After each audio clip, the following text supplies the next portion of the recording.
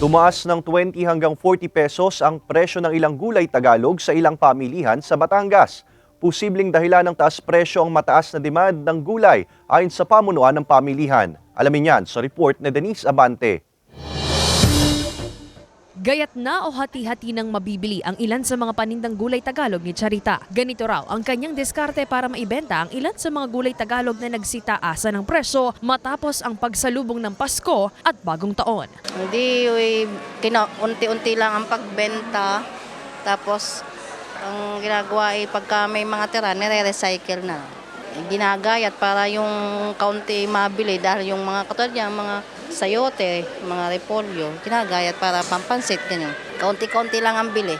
Sa Batangas City New Market na itala ang pagtaas sa presyo ng ilang mga gulay. 10 piso ang itinaas sa kada kilo ng bawang at kalabasang Tagalog na mabibili ngayon sa 100 pesos hanggang 150 pesos per kilo mula sa 90 hanggang 130 pesos kada kilo. Ang dati namang 15 hanggang 20 pesos na kada tali ng sitaw, nasa 40 hanggang 50 pesos na ngayon. Ang talong na Tagalog na dating 90 pesos per kilo, 100 pesos na ngayon. Samantala kung may pagtaas sa presyo ng ilang gulay, may pagbaba naman sa presyo ng sibuyas na nasa 140 pesos na ngayon mula sa dating 160 pesos kada kilo. Ayon sa pamunuan ng pamilihan, ang pagtaas sa presyo ng mga gulay ay dahil sa mataas na demand. Ang mga tao ay kumbaga ay umay sa mga pagkain at kaya ngayon ang mabili naman natin ay mga gulay Tagalog. So siya yung in demand sa mga panahong ito at saka unang-una papasukan na siya rin naman yung mga unang produktong binibili ng ating may mga kantin o karihan na tinatawag yun.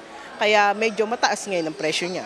Ang mamimiling si Mang Oscar nilista na sa papel ang mga dapat bilhin para daw magkasya ang kanyang budget. Bagamat may ilang gulay na tumaas ang presyo, ikinatuwa naman niya ang pagbaba ng ilan.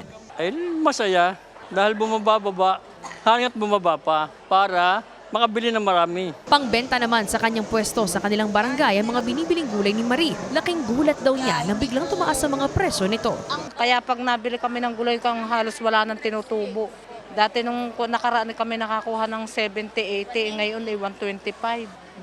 Bumaba ng kaunti ang bilihin para makaraos ng mga naghihirap. Ayon sa pamunuan ng palengke, posible pa raw ang muling pagtaas sa presyo ng ilang bilihin sa mga susunod na araw.